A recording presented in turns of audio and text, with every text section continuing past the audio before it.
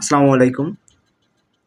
বাংলাদেশে গত এক বছরে ১৮২টি পোশাক শিল্প বন্ধ হয়ে গেছে, যেখানে প্রত্যেকটা প্রতিষ্ঠানে মিনিমাম ৪ থেকে ৫,০০০ শ্রমিক কাজ করত।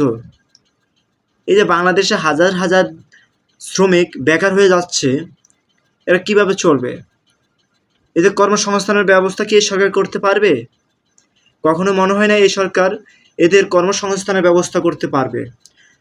যদি এই সরকার মানুষের কর্মসংস্থানের ব্যবস্থা চাইতো, তাহলে ওই শিল্প কারখানাগুলো বন্ধ হওয়ার কেন বন্ধ হয়েছে এই বিষয় নিয়ে তারা খোঁজ নিত, বন্ধ না হয় সে ব্যবস্থাটাই করতে সরকার। কিন্তু তা করেনি, তারা উল্টা তা বন্ধ করে রেখেছে। আমরা এই ধরনের কাজকে তীব্র নিন্দা ও প্রতিবাদ জানাই।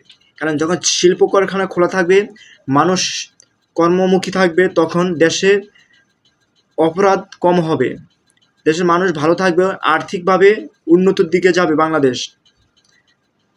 আমরা আশা করি যে শিল্প কারখানাগুলো বন্ধ হয়ে গেছে, সেগুলা এই অন্তর্বর্তীকালীন সরকারের আমলে পুনরায় চালু করে এদেশের সাধারণ মানুষের কর্মসংস্থানের ব্যবস্থা করতে হবে।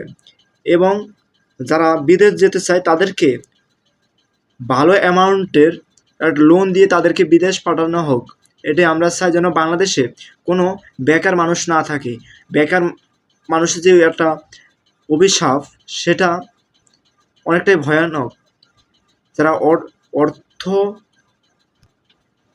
আমরা যুবকরা চাই শুধু মানুষের কর্মসংস্থানের ব্যবস্থা করুক এই সরকার। এতটুকু, এর বেশি আমাদের কিছু এই সরকার থেকে চাওয়া পাওয়া নাই। আর যারা আমার এখনো চ্যানেলটি সাবস্ক্রাইব করেনি, সবাই আমার চ্যানেলটি সাবস্ক্রাইব করবেন। ধন্যবাদ।